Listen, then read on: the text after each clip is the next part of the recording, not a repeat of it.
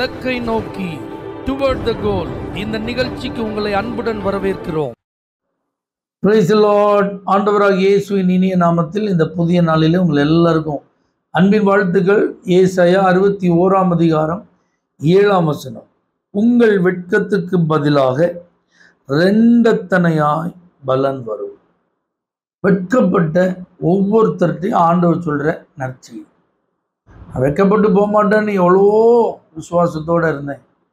கண்டிப்பா கர்த்தர் இந்த காரியத்துல என்னை வெட்கப்படுத்தவே மாட்டார்னு நிறைய பேர்கிட்ட நான் சொல்லி வச்சிருந்தேன். ஆனா பாருங்க, கடைசியில தலை குனிய வேண்டிய நிலைமை ஆகிப்போச்சு. வெட்கப்பட்டு குறுகி போக வேண்டிய நிர்பந்தமான சூழ்நிலை வந்துட்டு ஆண்டவர் என்னை மறந்துட்டார், ஆண்டவர் என்னை கைவிட்டுட்டார் அப்படின்னு சொல்லி நீங்க யாராவது வருத்தத்தில் இருக்கீங்களா? உங்க வாழ்க்கையில உங்க கணவர் நிமித்தம் நீங்க வெட்கப்பட்ட நிலையில் இருக்கீங்களா? உங்க பிள்ளைகள் நிமித்தம் நீங்க வெட்கப்பட்டு போன ஒரு நபரா இருக்கீங்களா? வாழ்க்கையில நீங்க சந்தித்த தோல்விகள் உங்களை வெட்கப்படுத்திட்டா, அல்லது உங்களுடைய வாழ்க்கையில எதிர்பாராமல் ஏற்பட்ட நஷ்டங்கள், இழப்புகள் நீங்க வெட்கப்பட வேண்டிய நிலைக்கு உங்களை தள்ளி விட்டதா, அல்லது வேண்டுமென்றே சில மனிதர்கள் உங்களுக்கு எதிராக எழும்பி உங்களை வெட்கப்படுத்தி இருக்கிறாங்களா? கர்த்தரை உண்மையா தேடி இருந்தோம், கர்த்தர் மேல நம்பிக்கையோடு இருந்தோம், கர்த்தருக்காகவே அர்ப்பணத்தோடு வாழ்ந்திருந்தோம். என் வாழ்க்கையில் இந்த வெட்கம் ஏன்? இந்த கேள்விக்கு என்னிடத்தில் பதில் இல்லை. இதெல்லாம் ஏன் இப்படி நடந்துச்சு? எனக்கு ஒண்ணுமே புரியல. நான் இப்ப யார்கிட்டையும் எந்த பதிலையும் பேச முடியல. என்னுடைய நீதி, என்னுடைய நியாயம் எல்லாம் எடுபட்டு போயிட்டு இப்ப நான் என்ன சொன்னாலும் யாருமே கேட்கறதுக்கு விரும்பல. நான் சொல்ற பேச்சும் இப்ப எடுபடாது. ஏன்னா நான் வெட்கப்பட்டு போயிட்டேன். அப்படி யாராவது இருக்கீங்களா? உங்களை தான் பார்த்து ஏசப்பா நீங்க சொல்றாங்க, உங்கள் வெட்கத்திற்கு ரெண்டத்தனையா பலன். நீங்க வெட்கப்பட்டது உண்மைதான், உங்களை மற்றவர்கள் வெட்கப்படுத்தினதெல்லாம் உண்மைதான்.